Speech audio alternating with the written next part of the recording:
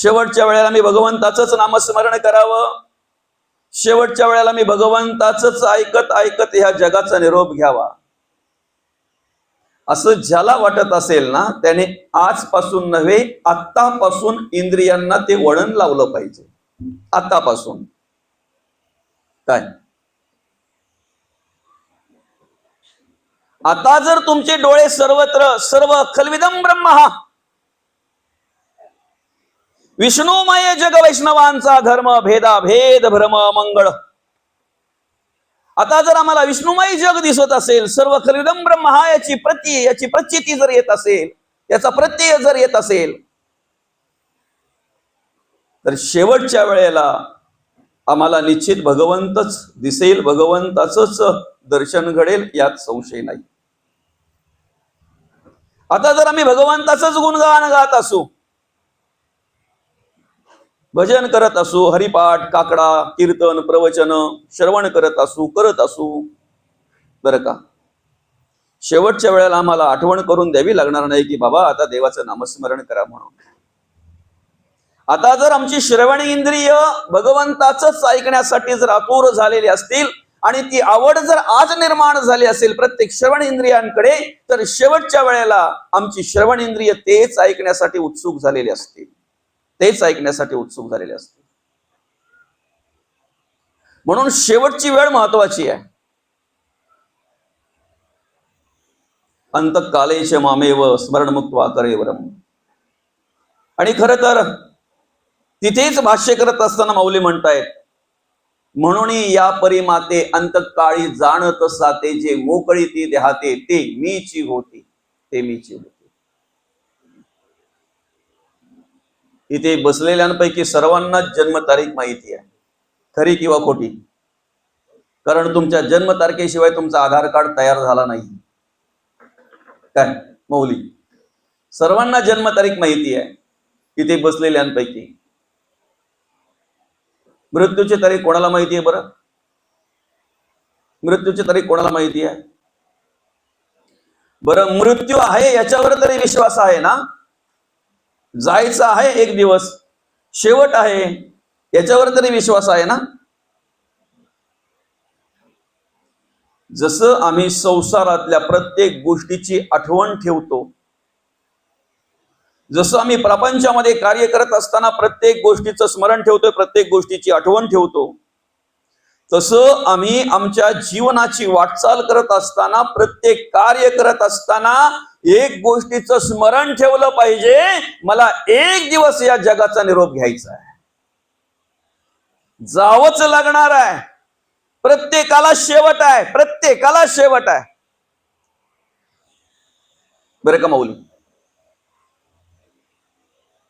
आता मध्यंतरीच्या काळामध्ये, अर्थात जन्म आणि मृत्यू याच्या मधल्या काळाला आम्ही आयुष्य म्हणतो, आणि त्या आयुष्यामध्ये, त्या आयुष्याच्या काळामध्ये जीवनाचा मार्गक्रमण करत असताना बऱ्याच गोष्टी आम्हाला स्पर्श करतात. बरं का? अगदी तो कल्याण स्टेशनला बसला ना बाबा, त्याला मुंबईला जायचंय, कल्याण गेला, ठाकुर्ली गेली, डोंबिवली गेली, कोपर गेलं, दिवा गेला, दोघे एकत्र बसले, ते मस्त की बाता सांगतायत, भारी अगदी त्यांचं विचारांचं देवाणघेवाण चालू आहे. दिवा गेल्यानंतर पटकन याच्या मनात काय आलं काय माहिती, त्याने विचारलं, तुमचं आडनाव काय बरं? असं का? म्हणजे तुम्ही लगेच आणतो, असं का? तुमची जात अमुक अमुक का? कल्याण पासून दिव्यापर्यंत त्याला त्रास नाही झाला, पण नाव आडनाव आणि जात माहिती झाल्यापासून लगेच त्रास व्हायला लागला. हा भेद आम्हाला मधल्या काळामध्ये स्पर्श करत असतो. काय जातीभेद आहे, धर्मभेद आहे, पंथभेद आहे, वर्णभेद आहे, विचारांचा भेद आहे, आणि ह्या मधल्या काळामध्ये सगळे विचार आम्हाला येऊन स्पर्श करत असतात. मौली, संपत्तीचा अभिमान आहे काहींना, काहींना आपल्या सौंदर्याचा अभिमान आहे, काहींना आपल्या ज्ञानाचा अभिमान आहे, काहींना आपल्या पांडित्याचा अभिमान आहे, काहींना आपल्या अभ्यासाचा पाठांतराचा अभिमान आहे. बरं का? काहींना आपल्या कपड्याचा सुद्धा अभिमान असतो, वस्त्र घातलेले असतात ना कपडे, त्यांचाही अभिमान असतो. सगळ्याचा विचार करत असताना फक्त एक स्मरणात ठेवा तुम्ही तुमच्या संपत्तीचा, प्रॉपर्टीचा, पैसा अडक्याचा आनंद घ्या ना. तुम्ही संपत्तीचा आनंद आपण नाही घ्यायचा तर मग काय लोकांनी घ्यायचा का? घेतला पाहिजे आपण आनंदात राहिलो पाहिजे. पण या सगळ्या गोष्टी अनुभवत असताना, या सगळ्या गोष्टींचा विचार करत असताना आमच्या मनामध्ये एक विचार आला पाहिजे, ह्याच्यापैकी शेवटच्या वेळेला काही नाही. काय आता आमच्या कपड्यामध्ये क्वालिटी आहे. काहींनी 200-250 रुपयाचे काही ड्रेस घातला असेल, 200-250ची साडी, काहींनी 500ची, 700ची, 1000ची, 1000चा ड्रेस, काहींचा 10,000चा ड्रेस असेल. 1-2 महिन्यापूर्वी मी ऐकलं एका नवरदेवाने 80,000चा ड्रेस घेतला. 80,000चे कपडे. नाही, घ्यायला हरकत नाही, पण जेव्हा ते कपडे घेतल्यानंतर हॉटेलमध्ये जातात ना जेवायला, कारण तो पण एक भाग असतो त्या गोष्टीचा. पाहुणे आले म्हटल्यानंतर पाहुण्यांना जेवायला पण, बाबा बरोबर आहे ना, जेवायला पण घातलं पाहिजे. जेवता जेवता त्या पाहुण्यांच्यातल्या एकाने विचारलं, जाऊई तुम्ही 80,000चा ड्रेस घेतला, मस्त आहे, तुम्हाला अगदी शोभून दिसेल, पण याच्या आधी कधी 50,000चा तरी घातलाय का? नाही, मग लाज वाटत नाही का थोडी तरी? महत्वाचा विषय काय आहे? असू द्या रे, आपण आपल्याकडे जर असेल तर त्याचा आनंद घ्या, आपल्याकडे असेल तर त्याचा आनंद घ्या. पण हे सगळं कार्य करत असताना मी विचार केला पाहिजे, मांजरपटामध्ये क्वालिटी नाही. शेवटी काय असतंय, मेल्यावर मांजरपाट ना, तिथे सांगून चालेल का चांगल्या क्वालिटीचं द्या?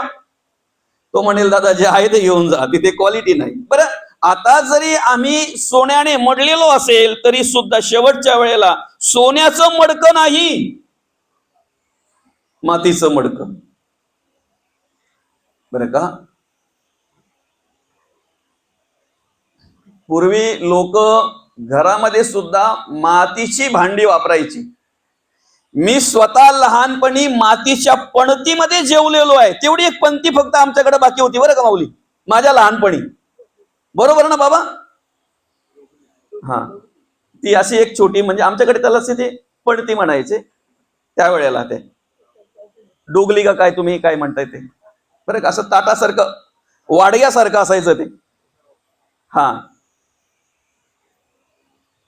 भले त्यावेळेला लोक मातीच्या भांड्यात जेवायची, पण जमिनीवरच असायची, चालताना पण जमिनीवरच चालायची. आता नुसती हवेत ना, बाबा खरंय की गोड आहे, आता नुसती हवेत. म्हणून माणूस कितीही जरी मोठा झाला, कुठल्याही गोष्टीने जरी मोठा झाला, तरी जमिनीला विसरू नये, भूमातेला विसरू नये, जमिनीवर असावं. अहो, एवढ्या उंचावून आकाशातून पडणारं पाणी सुद्धा कुठेही पडू द्या, ते जमिनीलाच स्पर्श करणार आणि मग त्याचा प्रवास सुरू होणार.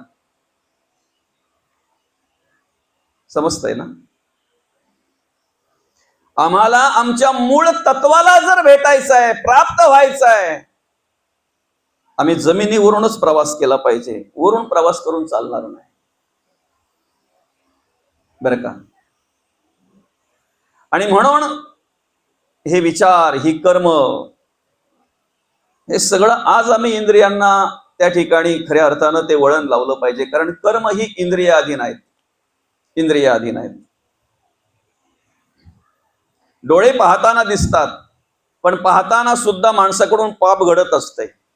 नजरेतून पाप घडतंय, ऐकण्यातून पाप घडतंय, बोलण्यातून पाप घडतंय, चालण्यातून, स्पर्शातून, हाताने, पायाने, प्रत्येक इंद्रियाने पाप घडत असतंय.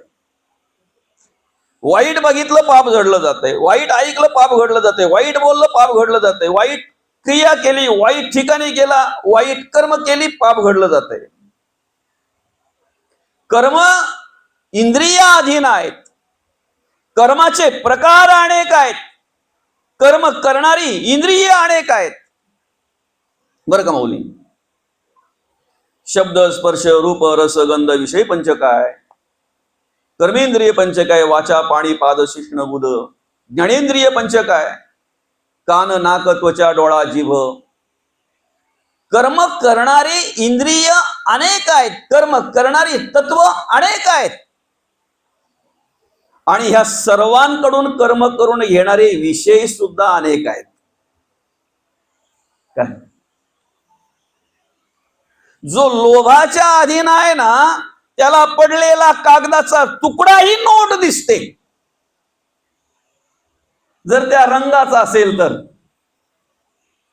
जो लोभाधीन आहे ना, तो कुठेही जाऊ द्या, त्याने प्रवचनाला जायचं म्हटल्यानंतर पाकिट ठरवल्याशिवाय जाणार नाही. त्यांनी कीर्तनाला जायचं म्हटल्यानंतर पाकिट ठरवल्याशिवाय जाणार नाही. आणि तिथे कार्यक्रम झाल्यानंतर पाकिट फोडून बघितल्याशिवाय गाडीत बसणार नाही. आम्ही सांगतो लोभाधीन होऊ नका, मायाधीन होऊ नका, पण सांगता सांगता आम्ही अब्जाधीश झालो, त्याचं काय? माया अधीन जर व्हाल तुम्ही तर मायेमध्ये अडकून मराल. अरे बापरे. आणि आमच्या गोरगरिबाचं शोषण करून, भोल्या भाविकाचं शोषण करून, भोल्या भक्ताच्या श्रद्धेचा गैरफायदा घेऊन अब्जाधीश झाले. अब्जाधीश. असो, लोभ जर मनामध्ये असेल, लोभ जर अंतःकरणामध्ये असेल, तर तुमचे डोळेही तेच काम करणार, तेच पाहणार, तुमचे कानही तेच ऐकण्यासाठी आतुर झालेले असतात. रस्त्यात जाताना सुद्धा तो इकडे तिकडे पडलेल्या पिशव्यांकडेच पाहत असतो, कोणाची पडली का. रस्त्यात जाताना सुद्धा विचार करतो, आता जर मला 1 करोड भेटले ना, काय तू पहिले रोड बघ बाबा कसा आहे, त्या करोड बाजूला राहू दे. एखादा ब्रेकर वगैरे जर आला, एखादा खरडा जर आला तर पडशील आणि तुला खर्च करावा लागेल. मनात जर लोभ असेल, अंतःकरणात जर लोभ असेल, तर त्याला सर्वत्र तेच दिसतंय. मनामध्ये अंतःकरणामध्ये जर काम असेल तर त्यालाही सर्वत्र तेच दिसतंय, सर्वत्र तेच दिसतंय. क्रोध असेल तर तो त्याचाच विचार करत असतो. बरं का. कर्म करून घेणारे अनेक विषय आहेत माऊली. काम, क्रोध, लोभ, मद, मत्सर, दंभ, संशय, चिंता, असूया, अद्वया, भावना, कल्पना, इष्णा, वासना, आशा, ममता, तृष्णा अनेक आहेत. बरं का. कर्म जरी अनेक प्रकारचे असले, कर्म करणारे इंद्रिय जरी अनेक असले, कर्म करून घेणारे जरी अनेक असले, तरी शेवटी कर्माचे भाग 2च पडतात, पाप आणि पुण्य. पाप आणि पुण्य. इथे काय भगवंत म्हणतात, माऊली काय म्हणतात, शेवटच्या वेळेला जे मला जाणतात देवाला, ते देवाला प्राप्त होतात. बघा हा, वर्षभर जर अभ्यासच केला नाही तर त्याच्याकडून पास होण्याची अपेक्षा करावी का? काय वर्षभर जर अभ्यासच केला नाही तर पास होण्याची अपेक्षा करावी? वर्षभर अभ्यासच करत नसलेल्या विद्यार्थ्याला असं वाटतंय परीक्षाच नाही येईल तर बरं आहे. पण ज्याने वर्षभर अभ्यास केलाय ना, तो विद्यार्थी आतुरतेने परीक्षेची वाट पाहत असतो. तिकडे पेपर फुटी होईल, इकडे नाही बरं का. तिकडचे पेपर फुटले जातील, इकडचे नाहीत. तिकडे तुम्हाला काही काळ आधी वेळापत्रक मिळेल, इथे नाही. इथे नाही. काहींना मिळतो पण त्यात आपण नाही. जन्मतारीख सर्वांना माहिती आहे, मृत्यूची तारीख कोणाला माहिती नाही दादा.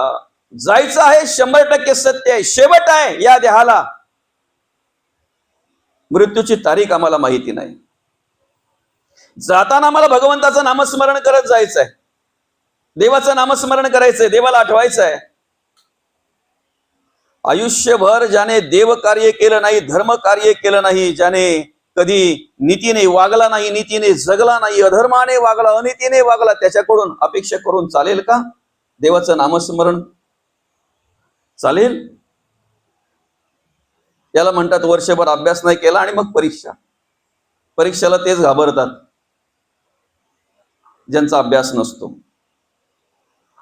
मृत्यूची आठवण ठेवा, मरणाची आठवण ठेवा. आपण मर्यादित आहोत, मर्यादित आहोत ना, आपण मर्यादित आहोत. स्मरण ठेवा. मृत्यूचं स्मरण असावं, भय कदापि नसावं. भीती नको माऊली. भीती त्याला वाटते ज्याने ट्रेन मध्ये चढताना तिकीट काढलं नाही. लोकल मध्ये जाताना प्रवास करताना जर तिकीट नसेल तर त्याला प्रत्येक प्रवासी टीसी दिसतो.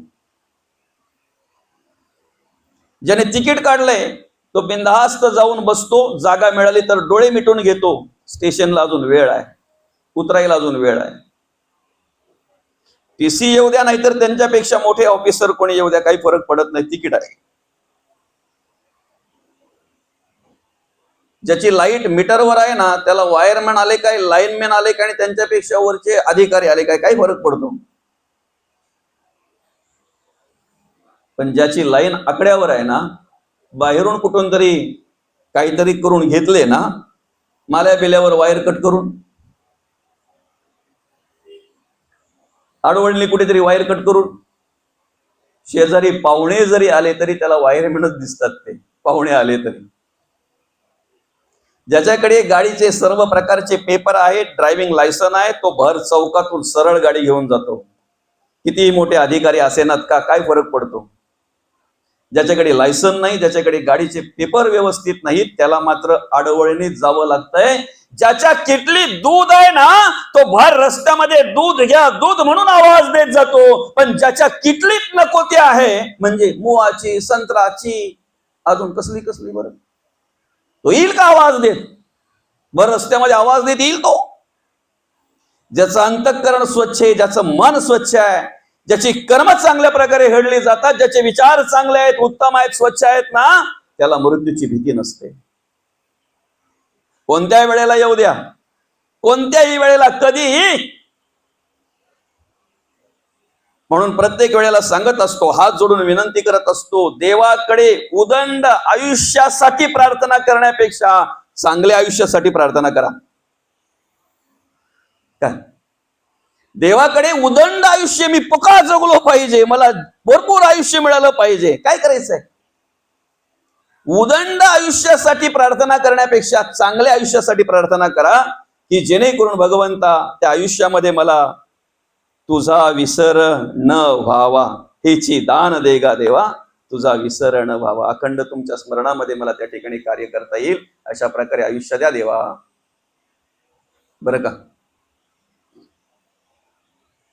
कर्म करणारी इंद्रिय अनेक आहेत, कर्माचे प्रकार अनेक आहेत. दोन भागामध्ये त्याचा प्रकार पडतो, पाप किंवा पुण्य. कोणालाही चुकत नाही पाप, आणि पुण्याचंही फळ कोणालाही मिळाल्याशिवाय राहत नाही. बरं का? धर्म कार्य जर करत असाल, देव कार्य जर करत असाल, देवपूजा जर करत असाल, देवाचं नामस्मरण जर करत असाल, तर त्याची तुम्हाला जो काही मोबदला आहे तो भगवंत लगेच देत असतात. भगवंत आपल्या अंगावर ठेवत नाहीत. देवाकडे उधार चालत नाही. देवाकडे उधार नाही. हा, जे काही तुम्ही करताय ते लगेच तिथल्या तिथेच. चांगला असेल तर त्याची परतफेड लगेच, आणि वाईट असेल तर त्याची परतफेड लगेच. आम्ही जे नामस्मरण करतोय ना, आम्ही जे देवपूजा करतोय, आम्ही जे ग्रंथ वाचन करतोय, आम्ही जे तपश्चर्या करतोय ना, जे काही साधना असेल ती, त्याचं फळ भगवंत आम्हाला लगेच देऊन टाकतात. दादा अमुक अमुक झाले, हे घेऊन टाक. ते मिळालेलं कुठे वापरायचं ते देव सांगत नाही. जी तुम्ही साधना करताय ना, ते कुठे वापरायचं ते देव सांगत नाही. एकीकडे नामस्मरण झाल्यानंतर, ग्रंथ वाचून झाल्यानंतर जर लगेच बाजूला बसून तुम्ही चार चौघी जर एखाद्याची निंदा करत असाल, एखाद्याची निंदा करत असाल, मत्सर तिरस्कार करत असाल, तर तिकडे कमवलेलं इकडे घालवायला घेतलंय तुम्ही, लगेच खर्च करायला घेतलंय, असं म्हणायला हरकत नाही. जी काही तुम्ही साधना करताय ना माऊली, त्याचं फळ भगवंत तुम्हाला लगेच देऊन टाकत असतात. कुठे वापरायचं देव सांगणार नाही, कुठे वापरायचं, कशा पद्धतीने वापरायचं ते तुम्हाला संत सांगत असतात. जगद्गुरु तुकोबा सांगतात, माऊली सांगतात, शांती ब्रह्मनाथ महाराज सांगतात. त्यांनी केलेला उपदेश, त्यांच्या वाङ्मयाचा अभ्यास करावा आणि मग त्याप्रमाणे जगण्या वागण्याचा प्रयत्न करावा. तुकोबाच का, माऊलीच का, नाथ महाराजच का, किंवा आधी करून सर्व संतच का? त्याला कारण आहे. संतांचे विचार न घेता जर तुम्ही तपश्चर्या करायला लागले तर तुम्हाला फळ मिळेल, देवपूजा करायला लागले तुम्हाला प्राप्ती मिळेल, पण कुठे वापरायचं ते तुम्हाला कळणार नाही. सौभार्य नावाचे ऋषी आहेत मौली. गंगेमध्ये स्नानाला गेले, सूर्याला अर्घ्य देता देता हातामध्ये पाणी घेतलं. ओंजळीकडे सूर्याकडे पाहायचं तर तेवढ्यात त्या पाण्याकडे बघितलं आणि पाण्यामध्ये माशांची किडा पाहायला मिळाली त्यांना. हजारो वर्ष तपश्चर्या केलेले ऋषी आहेत, हजारो वर्ष. आपण जो परमार्थ करतो, जी भक्ती करतो, जे देवाचं नामस्मरण करतोय ना, देवपूजा जी करतोय ना, मोकळं होण्यासाठी, मुक्त होण्यासाठी आपण सगळं काही करत असतोय. आणि मुक्त होण्यासाठी प्रयत्न करायचे आहेत. बद्ध होण्यासाठी काही प्रयत्न करायची गरज लागत नाही. बद्धता